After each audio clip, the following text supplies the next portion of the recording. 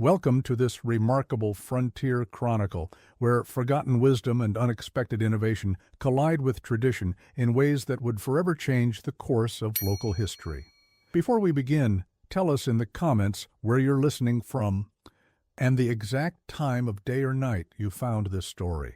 It's always fascinating to see how far these frontier tales travel and when they reach you. The Larkspur Ridge of Colorado's high country held many secrets, but none quite as enigmatic as the peculiar construction of Eli Thatcher's cabin. Built in 1887 along the western slope where ponderosa pines gave way to aspen groves, the structure puzzled locals for decades. Archaeological surveys conducted in 1963 revealed something that defied conventional frontier building wisdom. Double-walled construction, with a 3-inch gap filled with river stones and crushed quartz. Smooth on the outside like any cabin, but reinforced in a manner that bewildered experts. This wasn't simply rough-hewn craftsmanship, it was deliberate engineering that added weeks of labor and considerable expense, in a place where both time and resources came at extraordinary premiums. The ridge, named for its summer wildflowers, stood at 8,700 feet elevation, where winter temperatures regularly plunged to 20 below zero. Most settlers built straightforward single-wall cabins with extra firewood, the standard approach for temporary mining accommodations that dotted these mountains during the silver boom. But Thatcher's cabin, constructed during the same period, stood apart. The nearest settlement, Columbine Springs, lay 14 miles down a precarious wagon trail, making every nail, every tool, every supply a calculated decision.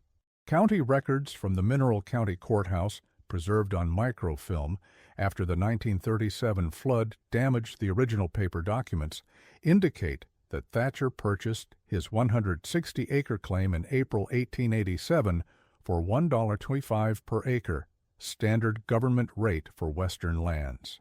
What was not standard was the list of materials he ordered from Columbine Springs Mercantile that summer: twice the standard timber, specialized metal rods, and 3 wagons of river stone that had to be hauled up the mountain at considerable expense.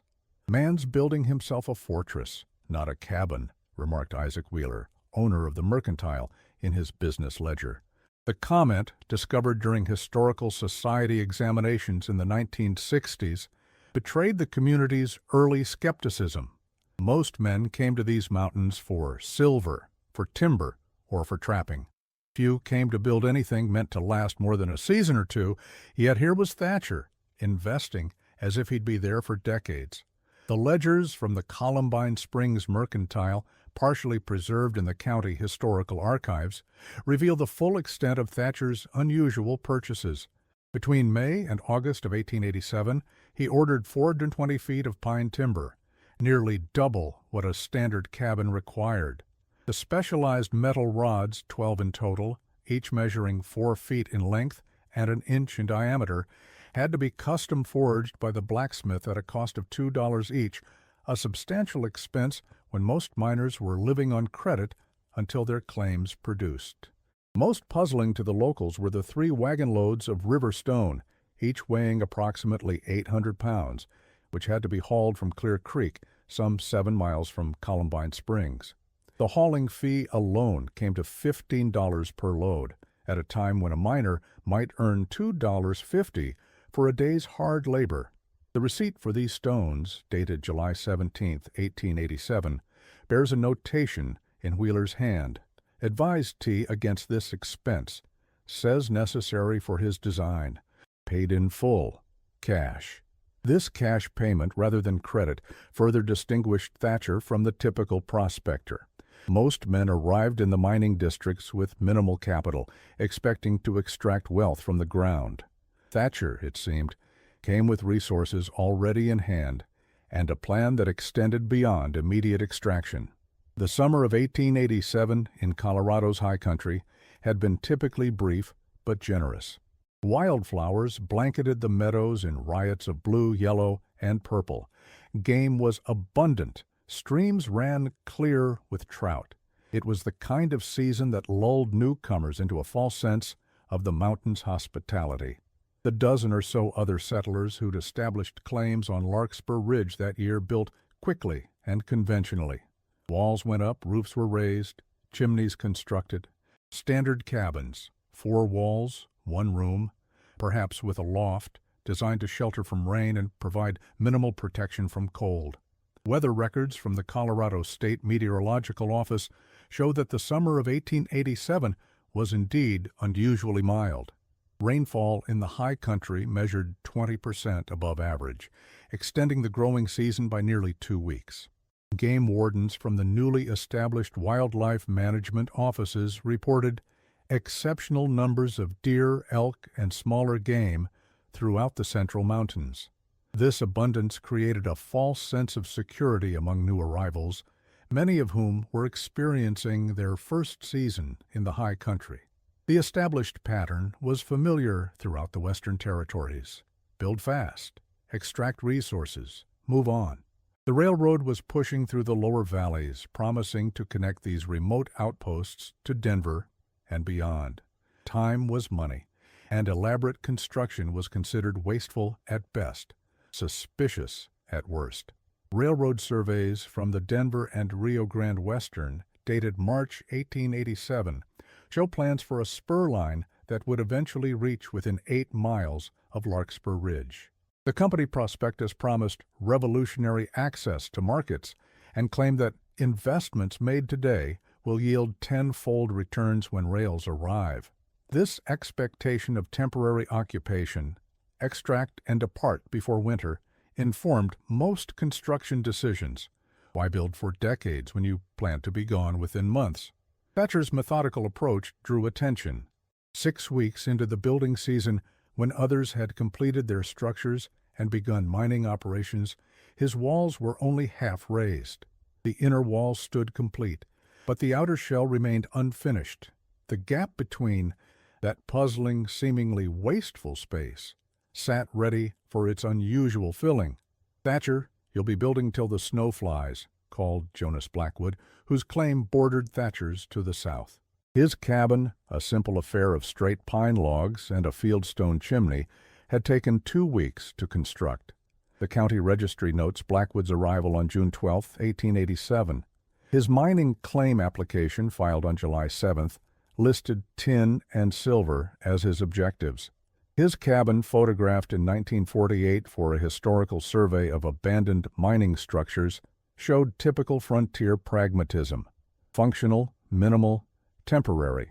Perhaps, Thatcher reportedly answered, according to Marianne Wilcox, who interviewed elderly residents of Columbine Springs in 1952 for her master's thesis on frontier settlements. "But I'll still be here come spring." Wilcox's interviews, preserved in the University of Colorado archives, contain additional context from Harry Peterson, who operated the assay office in Columbine Springs. "There was talk about Thatcher," Peterson recalled. "Man kept to himself mostly, but knew what he was about. Wasn't your typical prospector.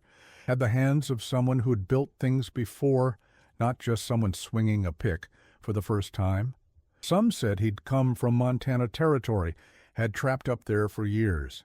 Others thought he might have worked for the railroad as a builder. No one knew for certain, and he didn't volunteer much."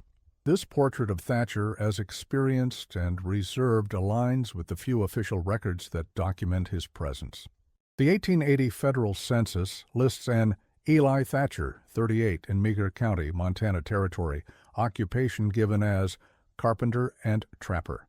If this is the same man, he would have been 45 when he arrived at Larkspur Ridge, considerably older than the average prospector, who typically ranged from late teens to mid-30s. What appeared as stubbornness to his neighbors was, in fact, deliberate calculation. Thatcher's journal, discovered in a metal box beneath the cabin's floorboards during the 1963 survey, revealed his reasoning. "These mountains host more bears than men. Last summer at Georgetown, saw what happened to Giles's cabin. Third one destroyed. Walls torn through like paper. Man nearly died. Conventional construction invites disaster." The entry, dated May 30th, 1887, demonstrated that Thatcher had come to the high country with knowledge his neighbors lacked. 3 settlements over, in Georgetown, a pattern of bear attacks had destroyed multiple structures. The Georgetown Sentinel newspaper, in fragments preserved at the Colorado Historical Society, confirmed 3 incidents between 1885 and 1886, where grizzly bears had torn through cabin walls to reach food stores inside. One man, Samuel Giles, suffered severe injuries when his cabin was breached during the night. The Georgetown Sentinel's account of the Giles incident, published September 12, 1886, provides harrowing details. Mr. Giles was awakened at approximately 2 a.m. by sounds of splintering wood. Before he could reach his rifle, a large bear, estimated at over 600 pounds, had broken through the north wall of his cabin. The animal, driven by hunger as winter approached, was drawn by the scent of cured meat hanging from the ceiling beams. Mr. Seeker. Giles suffered severe lacerations to his right arm and shoulder while attempting to fend off the creature with a fire poker. Only the timely intervention of his nearest neighbor, Mr. Holloway, who heard the commotion and arrived with his own rifle, prevented a fatal outcome. The article continues with a warning. This marks the 3rd such incident in our vicinity this season. Residents are advised to store food items in secure outbuildings when possible and to reinforce cabin walls before winter arrives. This specific warning about reinforcing cabin walls suggests that the Georgetown community had begun adapting construction methods in response to the bear threat, adaptations that Thatcher would take to their logical conclusion with his double wall design. By September, when aspen leaves turned gold across the ridges, Thatcher's unusual cabin stood complete. Doubly thick walls with the strange stone infill creating a barrier no claw could penetrate. The metal rods, it became clear from his journal, were placed strategically between the layers, creating an additional reinforcement. The cost, triple that of standard construction, seemed excessive to everyone but Thatcher. Preparing for winter, he noted simply in his journal. Others think it will be mild. Wheeler at the Mercantile says the signs point to gentle snow. Trapper Jenkins claims the beaver dams are built lower this year. I measure preparation not by prediction, but by possibility. Thatcher's journal reveals the specific construction techniques he employed, techniques that archaeological evidence would later confirm. The inner wall used standard notched corner construction with logs averaging 8 inches in diameter. The outer wall, set 3 inches beyond the inner wall, used the same technique but with the corners aligned differently, creating a more stable overall structure. Every 3 feet along each wall, he drilled holes to accommodate the metal reinforcement rods which connected the inner and outer walls. The space between was meticulously filled with river stones ranging from 1 to 3 inches in diameter, with smaller crushed quartz used to fill gaps between larger stones. This created a solid matrix that distributed force rather than allowing it to concentrate at a single point, precisely what would happen during a bear attack.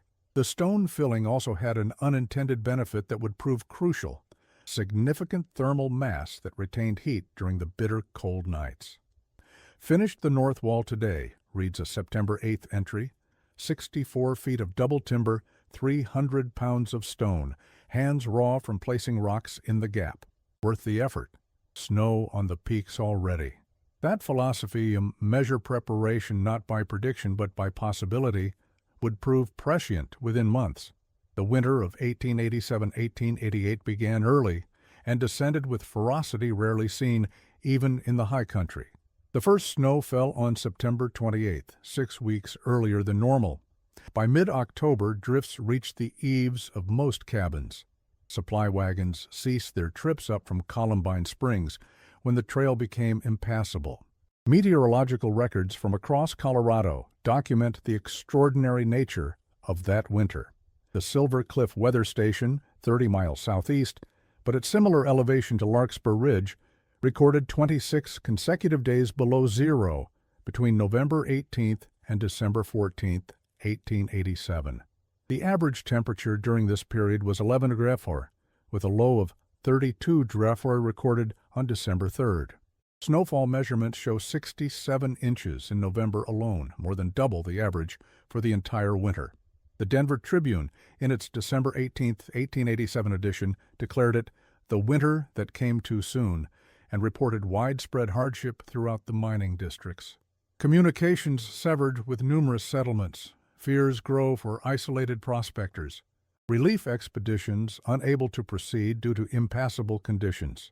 The paper reported 15 confirmed deaths from exposure, starvation, or avalanche by mid-December, with dozens more feared dead in remote locations. On Larkspur Ridge, the scattered settlers found themselves dangerously isolated. Food stores calculated for a normal winter, one beginning in December, now faced depletion by January. Game disappeared into deeper forests. The streams froze solid.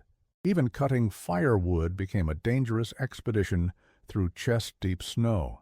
Blackwood came today, reads Thatcher's journal entry from November 12th. Says his roof is sagging under the weight. His chimney draws poorly. Borrowed my snow shovel. Did not mention my walls. The entry reveals the beginning of a pattern that would define that winter. Those who had mocked Thatcher's excessive preparation now found themselves seeking his assistance. His journal documents 7 visits from neighbors between November and February, each requesting tools, supplies, or advice. Weston stopped by, notes a November 21st entry. Wanted to know how I keep my chimney from smoking in this wind. Showed him the extended stone base and double flue design. Didn't say much, but took measurements before leaving.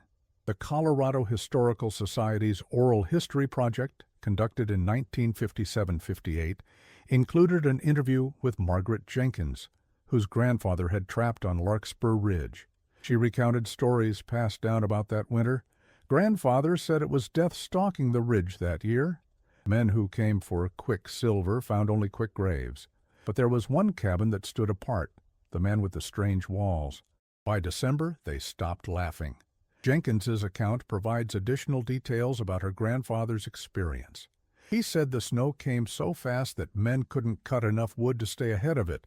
They were burning furniture, mining timbers, anything they could find by December, but the man with the stone walls, Thatcher was his name, he'd built not just the cabin, but a woodshed with enough split timber to last 2 winters. Grandfather said it wasn't luck or foresight that saved those men. It was work. Hard, deliberate work done when others thought it unnecessary. What Jenkins's account refers to becomes clear in Thatcher's terse journal entries from mid-December. On December 14th, he wrote, "First bear came last night, clawing at Weston's cabin. Heard the screaming from here. Too far, too much snow to help. Silence by morning." The Mineral County death records confirm that Thomas Weston, age 34, originally from Pennsylvania, died on December 14, 1887. Cause listed, animal attack. His body wasn't recovered until April. His cabin, a mile east of Thatcher's, had been torn open on its western wall. Inside, supplies were scattered and consumed. The coroner's report, filed April 27, 1888, provides grim details. Deceased appears to have been killed by large predator, most likely bear. Cabin wall breached on west side, claw marks evident on both exterior and interior logs. Body found approximately 6 feet from wood stove, partially consumed. Death appears to have occurred from massive trauma to torso and neck, rather than post-mortem consumption. This clinical description masks the horror that must have unfolded in those final moments. A desperate man facing a predator, powerful enough to tear through solid log walls. The report concludes with a recommendation that all future structures in bear territory be constructed with reinforced walls and metal-secured doors, an acknowledgment of Thatcher's foresight that came too late for Weston. 2 nights later, according to Thatcher's journal, another cabin was attacked. "Bears are hungry. No hibernation this year. Storm came too suddenly. Peterson's place hit last night. Walls breached on south side. No sounds of struggle. Must have been away." Indeed, Carl Peterson survived that winter. His account, recorded in an 1893 interview with the Columbine Springs Gazette, when he returned to settle mining business, described his fortunate absence.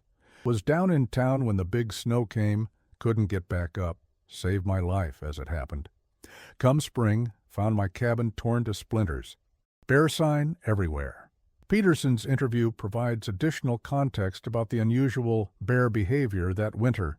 Talked to an old Ute who'd been in these mountains 60 years, said he'd never seen bears so desperate. Normal winters, they den up by November. That year, the snow came before they'd fattened enough. Hunger drove them to extraordinary measures.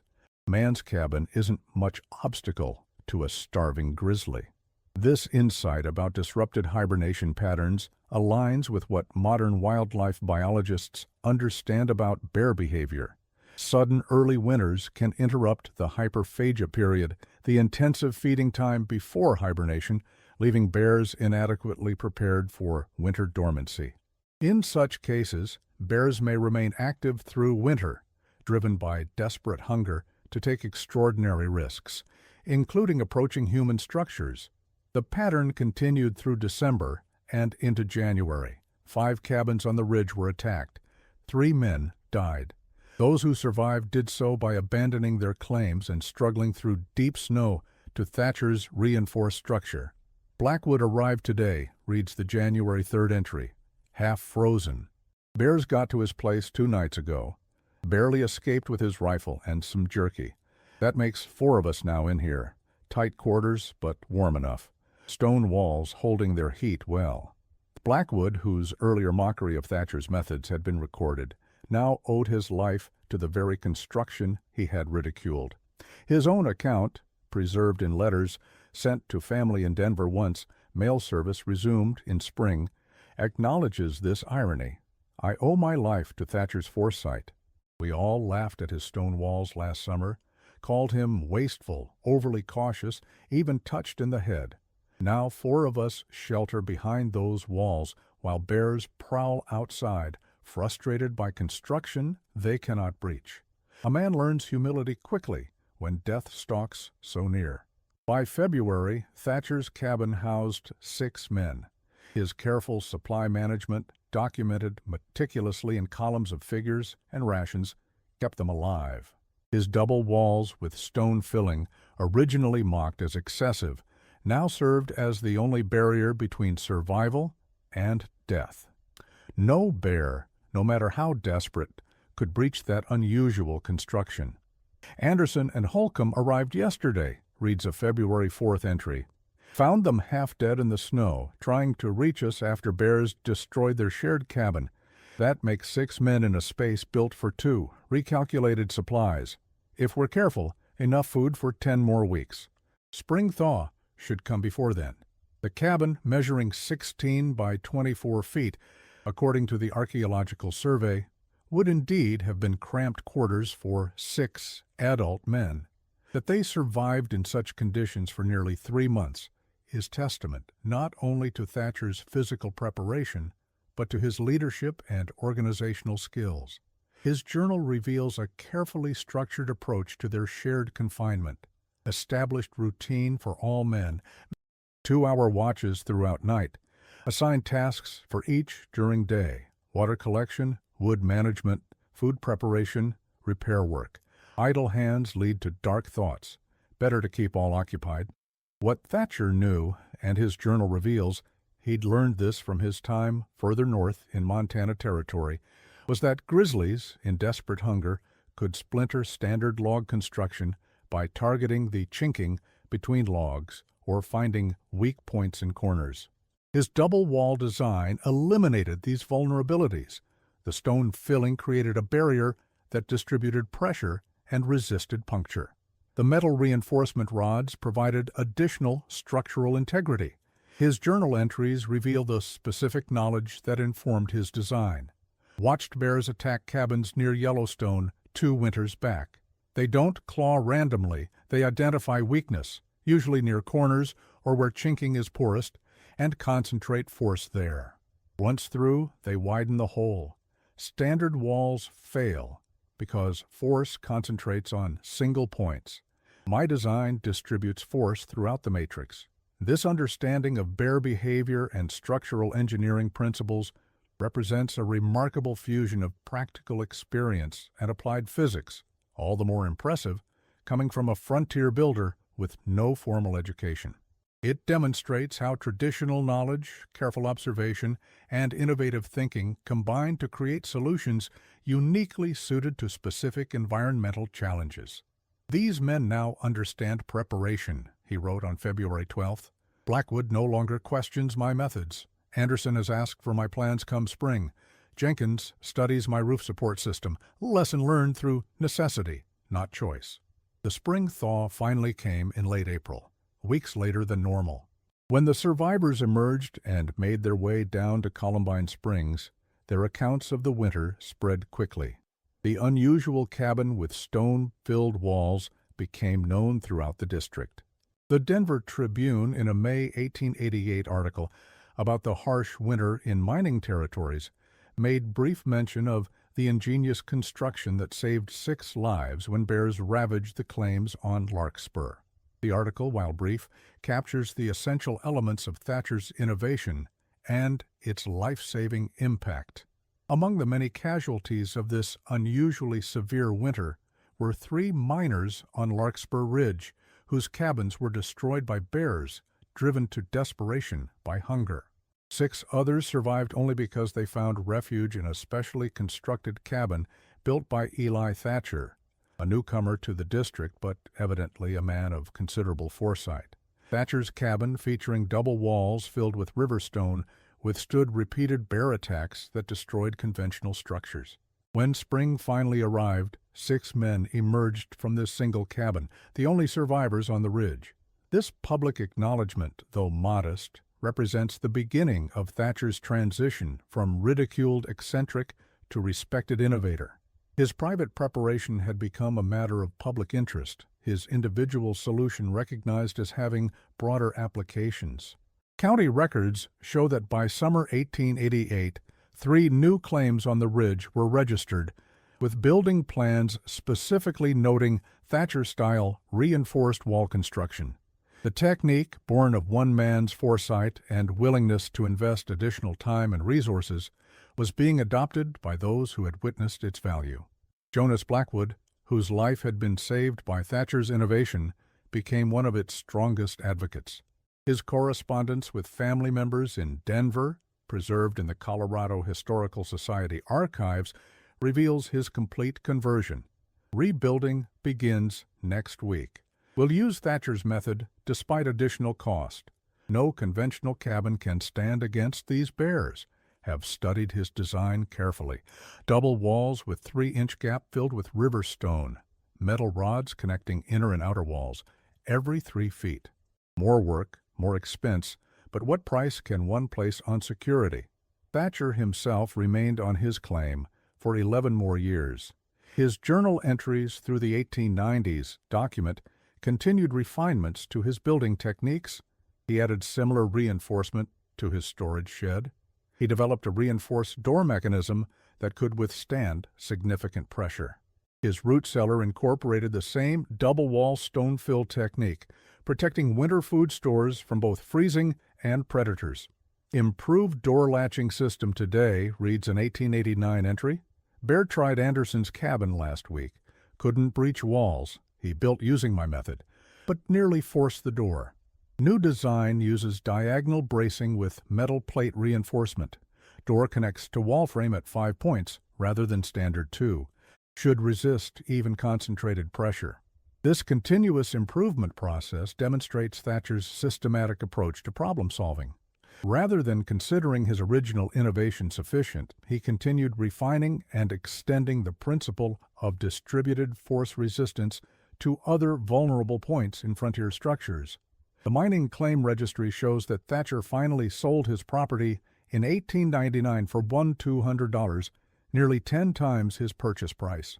The buyer, Rocky Mountain Silver Consolidated, acquired several adjacent claims as part of larger operations moving into the area.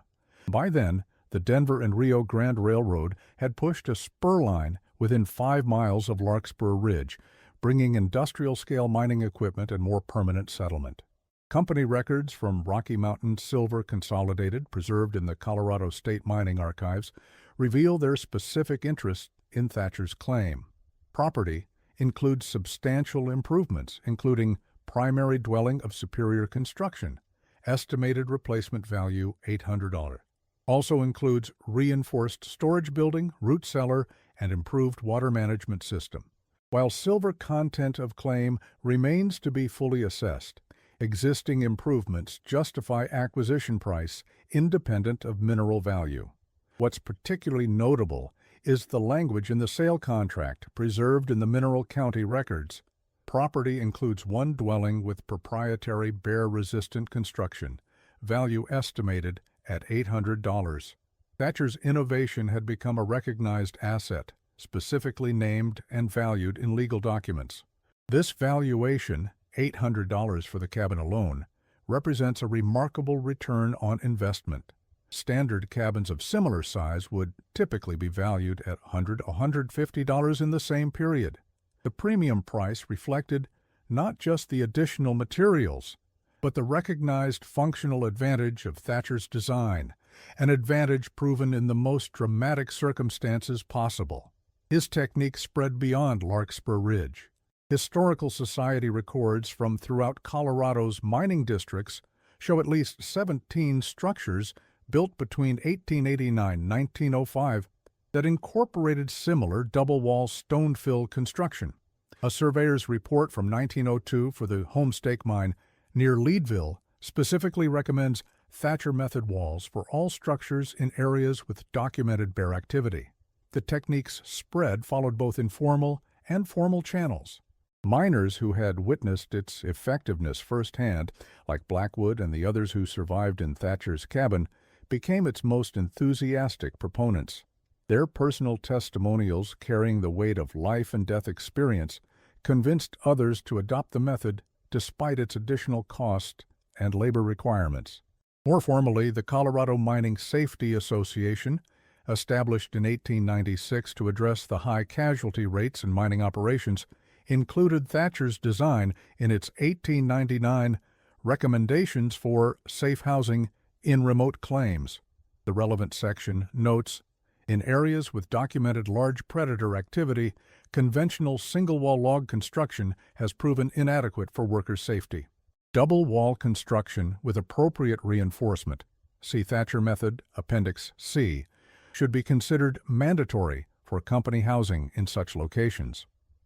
This institutional endorsement represented a significant shift from the individual to the systematic adoption of Thatcher's innovation. What had begun as one man's precaution was becoming standardized practice, integrated into the developing regulatory framework of an industrializing West. What became of Eli Thatcher himself remains something of a frontier mystery. Passenger manifests show he boarded a train from Denver to Seattle in January 1900, presumably after selling his claim. Some historical accounts suggest he continued north to Alaska during the Klondike Gold Rush, where his cold weather building expertise would have proven valuable.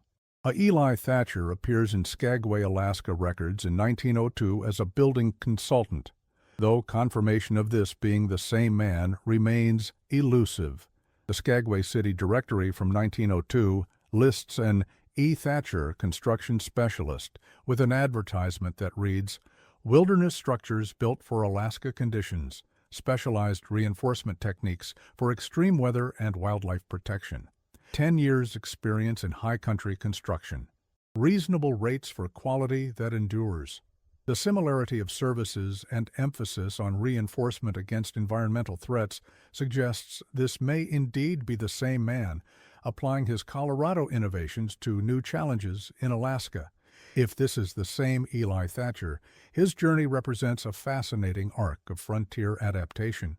From Montana trapper to Colorado miner to Alaska building consultant, he carried specialized knowledge across the developing West, adapting techniques to specific environmental challenges in each location. This pattern, the mobile expert applying specialized knowledge across changing contexts, represents an underappreciated aspect of Western development, overshadowed in popular accounts by the myth of the self-sufficient individual pioneer. The cabin on Larkspur Ridge stood for decades, eventually abandoned when the silver played out and the mining companies moved on. Photographs from a 1927 geological survey show it still standing, though with a partially collapsed roof. The walls, those innovative double barriers, remained intact. By the time archaeological examinations began in the 1960s, only the foundation and portions of the lower walls remained, enough to confirm the unusual construction, but little else. The 1927 survey, conducted by the U.S. Geological Survey to assess remaining mineral deposits, included several photographs now preserved in the National Archives. One image shows Thatcher's cabin from the southwest angle, revealing the distinctive thick walls even after 40 years of abandonment. The caption notes, "Unusual reinforced construction on abandoned claim. Walls intact despite 4 decades of exposure. Roof partially collapsed from snow load, but supporting walls show minimal degradation." This durability, outlasting conventional structures by decades, represents an unintended consequence of Thatcher's bear-resistant design. The same principles that distributed force from a bear attack also distributed environmental stresses from freezing, thawing, wind, and snow load, resulting in a structure with remarkable longevity even after abandonment. Dr. Harold Mitchell, who led the 1963 survey of abandoned mining structures in Mineral County, wrote in his field notes, "Thatcher's cabin represents a remarkable example of frontier innovation born of necessity and observation. While conventional wisdom dictated speed and minimal resource allocation, this builder recognized unique environmental threats and engineered specific solutions." The additional 3 weeks of construction time and approximately 340% increase in materials cost provided a survival advantage that saved multiple lives during the catastrophic winter of 1887-88. Mitchell's assessment captures the essential tension in frontier construction, the trade-off between immediate efficiency and long-term resilience. Thatcher's willingness to invest additional time and resources up front, despite the opportunity cost in a context where time literally meant money, represents a different calculation of value than most of his contemporaries made. The technical specifications, reconstructed from the archaeological evidence and Thatcher's journal, reveal impressive engineering insight for a frontier builder. The outer and inner walls were each constructed of standard pine logs, approximately 8 inches in diameter. The 3-inch gap was filled with river stones ranging from 1 to 2 inches in diameter, mixed with crushed quartz that filled smaller spaces between the stones. This created a matrix that distributed force rather than allowing it to concentrate on a single point, precisely what a bear's clawing attack would do. The metal reinforcement rods, custom forged by a blacksmith in Columbine Springs according to mercantile records, were placed at 12-inch intervals horizontally and 18-inch intervals vertically throughout the walls. Each rod connected the inner and outer log walls, creating a unified structure rather than 2 separate walls. This technique prevented the walls from being pried apart, another common failure point in standard construction when faced with a determined bear. Dr. Ake, Mitchell's team conducted stress tests on preserved sections of Thatcher's walls, comparing them to conventional construction from the same period.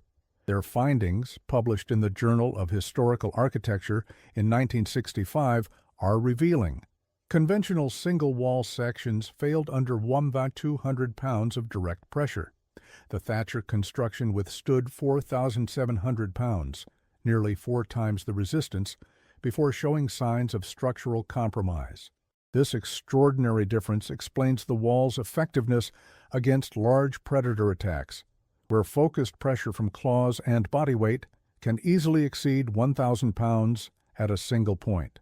This quantitative validation of Thatcher's design, using modern testing methods, confirms what frontier experience had demonstrated dramatically: the substantial survival advantage provided by his innovative approach.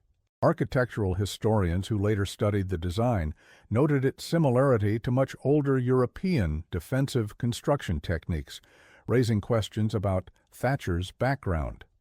Census records from 1880 list an Elijah Thatcher, age 27, born in Vermont, working as a carpenter in Michigan. This may be the same man, though his journey from there to Colorado remains undocumented. If this is indeed the same individual, his carpentry training in Michigan might explain his more sophisticated approach to construction. The Great Lakes timber industry in the late 19th century was developing increasingly specialized building techniques as it transitioned from raw lumber production to finished construction materials. A carpenter trained in this environment would have been exposed to more advanced structural concepts than the typical frontier builder. What's particularly noteworthy about Thatcher's innovation is how it represented a fundamental shift in frontier thinking. The standard approach to the American West was extractive and temporary. Build quickly, take resources, move on. Structures were disposable, investment was minimal. Thatcher's approach suggested permanence, sustainability, and a deeper understanding of the environment. "The others build as if the mountain is something to defeat," he wrote in July 1888. After the terrible winter had passed, "I build as if it's something to join. A man fighting nature will always lose eventually. A man who aligns with it might survive." This philosophical statement reveals a worldview at odds with the dominant frontier ethos. Where most settlers viewed nature as an obstacle or adversary to be overcome, Thatcher saw it as a system to be understood and accommodated. His double-wall construction wasn't fighting bears. It was acknowledging their power and adapting human structures to coexist with their presence. This philosophy represented an alternative frontier ethos that never fully took hold in the broader American expansion narrative.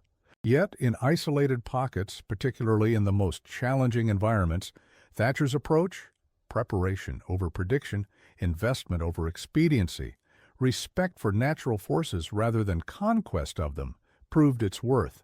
Evidence of this alternative approach can be found in specialized frontier contexts where environmental threats made standard approaches untenable. In Alaska's North Slope, Russian and later American structures incorporated similar principles of reinforcement against both weather and wildlife.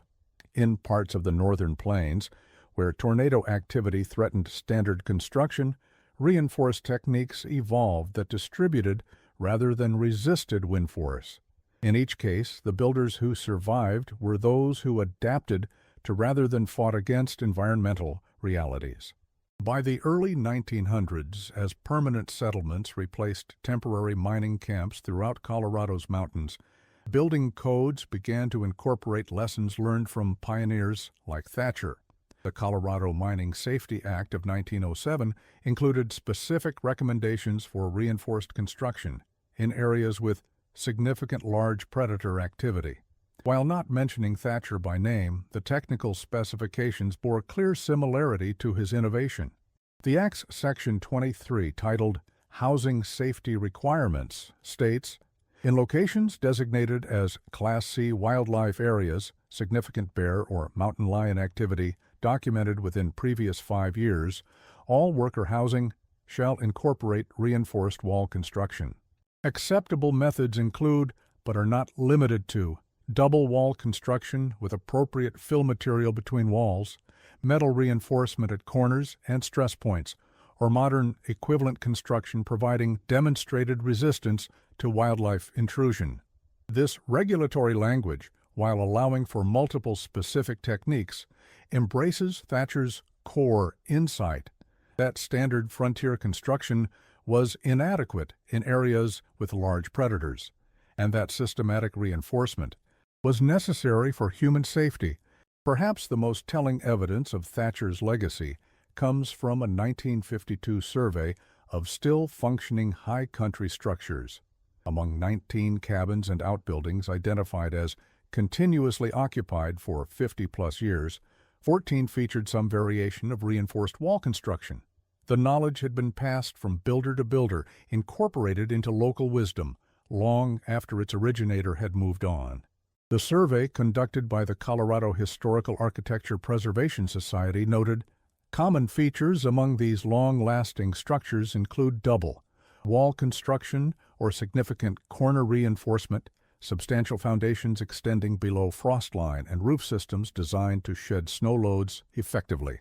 These features represent adaptations to specific high country challenges that evolve through practical experience rather than formal architectural training. This evolution of practical solutions, tested by environmental challenges and refined through experience, represents a form of folk knowledge often overlooked in formal histories of American architectural development. Thatcher's innovation exemplifies this process, emerging from direct observation, tested under extreme conditions, and perpetuated through demonstrated effectiveness rather than theoretical principles. The archaeological team that examined the Larkspur Ridge site in 1963 recovered several artifacts that painted a more complete picture of the man behind the innovation. A metal toolbox contained specialized implements designed for placing stones in the narrow gap between walls.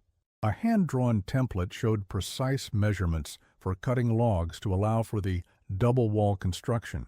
A leather-bound copy of Practical Carpentry and Building, published in 1873, contained margin notes comparing standard techniques to Thatcher's modifications. These artifacts reveal a methodical, analytical mind, someone who didn't merely build by habit or tradition, but consciously evaluated and improved upon standard techniques. The margin notes in the carpentry manual are particularly revealing, with comments like, "Standard corner joint insufficient for lateral pressure. Modified version with doubled notch provides 60% greater resistance with only 15% more cutting time." This quantitative approach, measuring improvements in performance against increases in effort or material, shows sophisticated cost-benefit analysis unusual for frontier builders who typically relied on tradition and rule-of-thumb methods rather than systematic improvement. Dr. Mitchell's report concluded, "What we observe at this site is not merely adaptation to environment, but true innovation born of careful observation and willingness to defy convention." Thatcher's contemporary neighbors initially mocked his methods as wasteful and excessive. Only when conventional approaches catastrophically failed did his foresight gain recognition. This pattern, the visionary labeled eccentric until crisis proves their wisdom, repeats throughout frontier history. This observation captures a recurring social dynamic in innovation. New approaches often face resistance until crisis demonstrates their value. What distinguishes Thatcher's story is the dramatic nature of the validation, lives saved versus lives lost in a single winter, creating an unambiguous demonstration of his method's superiority. Newspaper accounts from Columbine Springs in spring 1888 capture this transition in local attitudes. The April 28th edition notes, "Survivors from Larkspur Ridge arrived yesterday, telling extraordinary tales of the winter's devastation. Bears, driven to desperation by early snow, destroyed multiple cabins. Only Thatcher's unusual stone-filled walls withstood the assaults. 6 men owe their lives to construction initially deemed excessive." The same newspaper, in its May 12th edition, reported, "Outfitters report unprecedented demand for additional building materials as miners prepare to return to Larkspur claims." Thatcher's reinforced wall design, once ridiculed, now commands premium prices from builders. This rapid shift from mockery to emulation captures a fundamental truth about frontier innovation. New ideas rarely found acceptance through persuasion alone. Demonstrated survival advantage, proven in crisis, drove adoption far more effectively than any argument could. William Harper, who opened a construction business in Columbine Springs in June 1888, advertised in the local paper, "Harper's Improved Cabins, built with the Thatcher method for guaranteed bear resistance, double walls, stone reinforcement, metal supports. The cabin that saved 6 lives can save yours. 50% more materials, 100% more security." This commercial adoption represents the final stage in innovation diffusion, moving from individual insight to crisis validation to market commodification. Harper, recognizing the demonstrated value of Thatcher's approach, positioned it as a premium product worth additional investment, transforming a survival technique into a commercial advantage. In this way, Thatcher's story reflects a larger pattern in frontier adaptation. Those who survived weren't necessarily the strongest or most aggressive, but often the most observant and willing to invest in preparation. The frontier selected not just for rugged individualism, the quality most celebrated in Western mythology, but equally for foresight, innovation, and respect for environmental realities. As mining operations grew more industrial throughout Colorado in the 1890s, corporate interests began standardizing construction. The Thatcher method, requiring more materials and skilled labor, was often bypassed for quicker, cheaper approaches in company towns and larger settlements. But in the most remote locations, where bears remained a significant threat, and where each structure's survival was critical, the technique persisted. Corporate records from the Silver Mountain Consolidated Mining Company, which operated several properties near Larkspur Ridge from 1895–1910, reveal this bifurcated approach: standard worker housing in primary camp, to be constructed according to Company Plan A7. Outlying structures for equipment storage and watchmen in areas with documented bear activity to utilize reinforced construction per Modification R3, the company's internal designation for Thatcher-style walls. This selective application, using standard construction where risks were lower and reinforced techniques only where specifically necessary, represents a rational corporate approach to managing costs while addressing identified threats. It differs from Thatcher's more comprehensive precautionary approach, but preserves the core innovation where most needed. Forest Service records from 1912 document ranger stations in the Uncompahgre and White River National Forests constructed with double-wall reinforcement specifically to address continuing bear damage to government structures. These official buildings, constructed with federal funds, represented institutional adoption of what had begun as one settler's unconventional approach. A Forest Service construction manual from 1915, preserved in the National Archives, includes detailed specifications for reinforced ranger stations in Class A bear territory. The drawings clearly show double-wall construction with fill material between walls and metal reinforcement rods, the essential elements of Thatcher's original design, now standardized for government use. This progression from individual innovation to local adoption to institutional standardization represents the complete life cycle of a successful adaptation. What began as one man's response to a specific threat had, within 30 years, become official government construction policy in similar environments. The technique eventually found application beyond bear protection. During the harsh winter of 1913, when temperatures in Colorado's high country remained below zero for 29 consecutive days, structures with double-wall stone-fill construction reported significantly better heat retention. A mining engineer's report from the Silverton District noted thermometer readings inside standard wall construction averaged 14 degrees colder than inside Thatcher-type reinforced walls under identical heating conditions.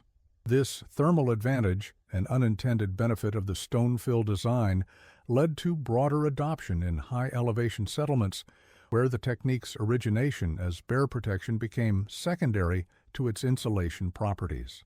By the 1920s, as permanent year-round communities replaced seasonal mining operations, building methods that conserved fuel became increasingly valuable. The winter of 1887–88 faded from memory, but the innovation it spawned continued evolving to address ongoing challenges. A 1924 advertisement for a construction company in Leadville demonstrates this evolution. Mountain-tested construction, double-wall technique with stone insulation, provides superior warmth in winter, coolness in summer. 30% reduction in heating costs guaranteed. The Thatcher method, perfected for modern homes. This transition from bear resistance to thermal efficiency represents adaptive repurposing of the innovation. The same physical properties that distributed force from bear attacks also inhibited heat transfer, creating value in a context where the original threat had diminished, but new challenges had emerged. The Larkspur Ridge area never developed into a permanent settlement. When silver prices collapsed in the 1890s, many small claims became unprofitable. The 1920 census records show only 3 year-round residents in the area. By 1940, it was completely abandoned.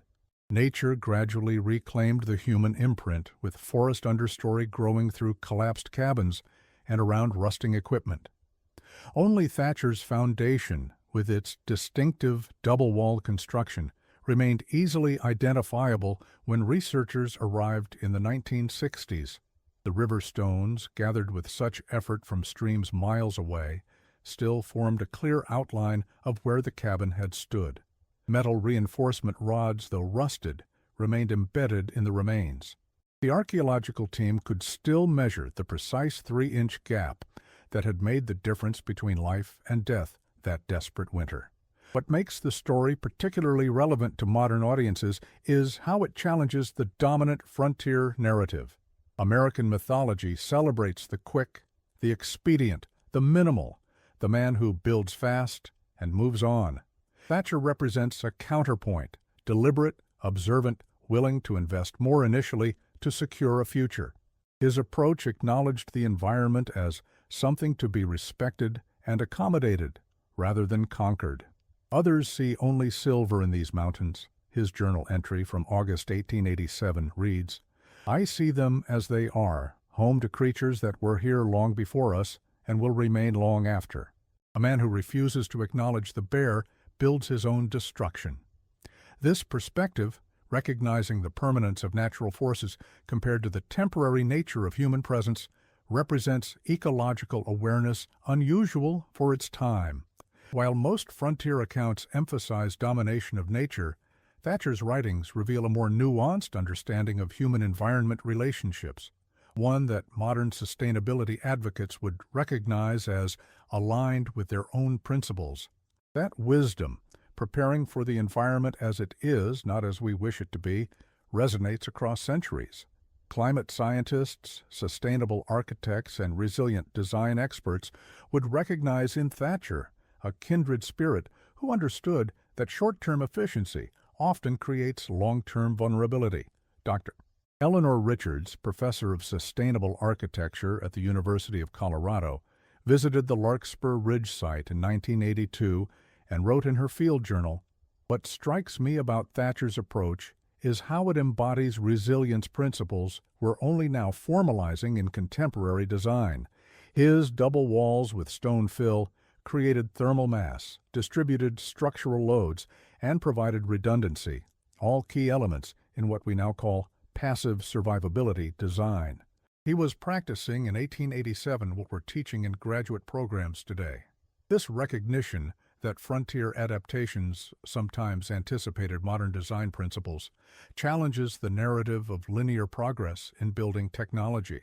In some ways, Thatcher's approach was more advanced than the standardized, mass-produced construction that would replace it during the 20th century's emphasis on efficiency over resilience.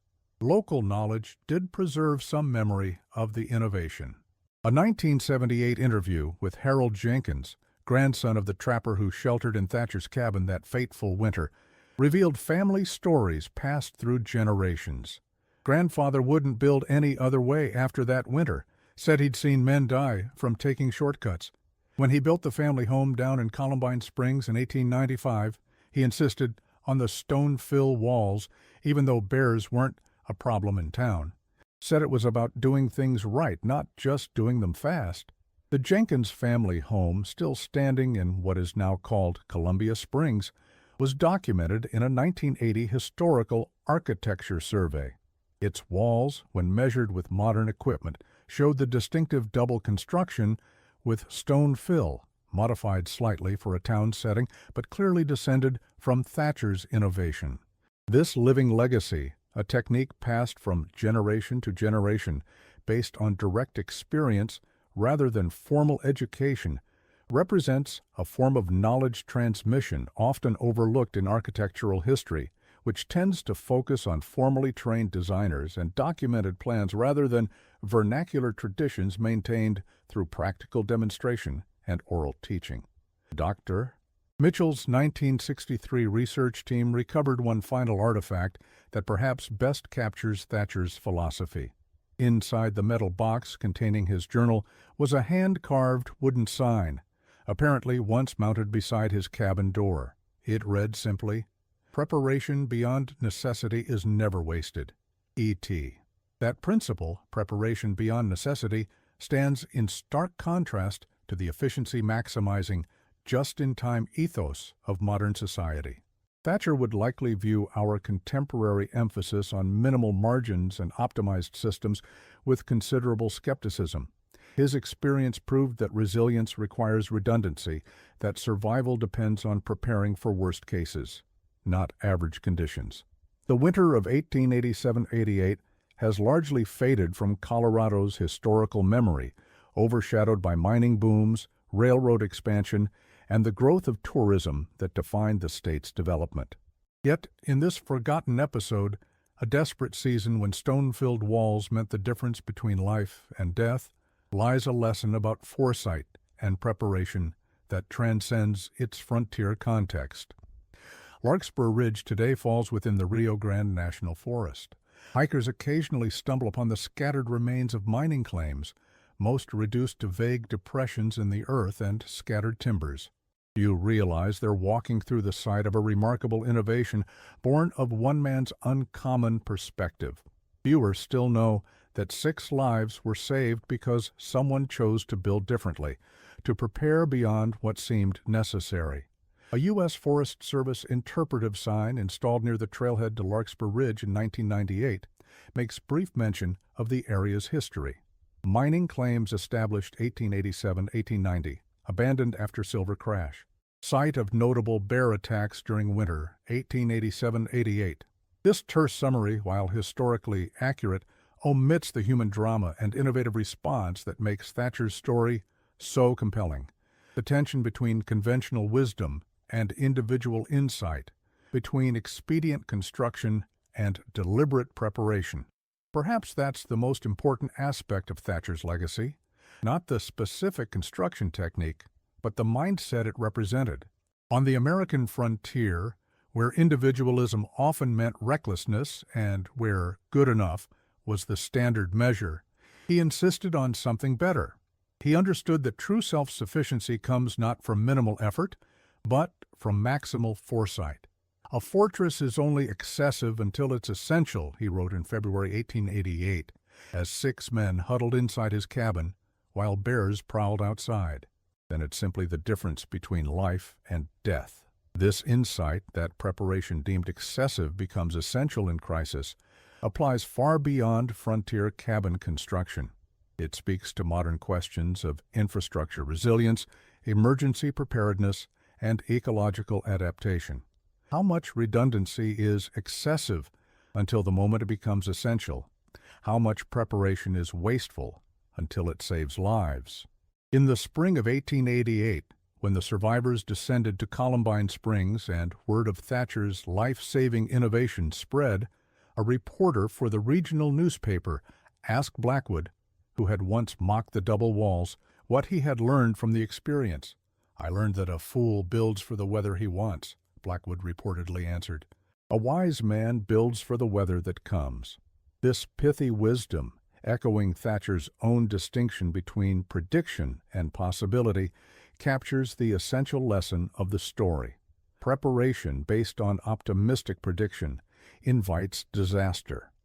Preparation based on realistic possibility, even when it seems excessive in good times, creates resilience that proves its worth when conditions deteriorate. That wisdom, preparing not for what we predict but for what is possible, remains as relevant today as it was on a snow-covered mountain ridge in 1887. In Thatcher's stone-filled walls, we find not just an ingenious solution to a specific problem, but a philosophy of resilience that transcends its historical moment. The bears that stalked Larkspur Ridge that desperate winter are long gone. The silver that drew men to those remote claims has been exhausted. Even the cabin that saved 6 lives has returned to the earth, leaving only traces for archaeologists to puzzle over. But the principle behind those unusual walls, that preparing beyond necessity is never wasted, offers a legacy more valuable than any silver vein. In the end, what Thatcher built was not merely a bear-resistant cabin, but a testament to the value of observing closely, thinking differently, and having the courage to prepare when others rush ahead. On the American frontier, where speed often trumped sustainability and where exploitation usually overshadowed adaptation, his approach represented a road not taken, a different relationship with the natural world based on respect rather than conquest. That alternative vision, preserved in journal entries and archaeological remains, speaks across centuries to our own moment of environmental reckoning. It reminds us that true security comes not from dominating nature but from understanding it, not from minimal investment but from appropriate preparation. On Larkspur Ridge in 1887, one man's strange wall trick saved lives when disaster struck. The lesson remains clear for those willing to hear it. Preparation beyond necessity is never wasted. The frontier may be gone, but the wisdom remains.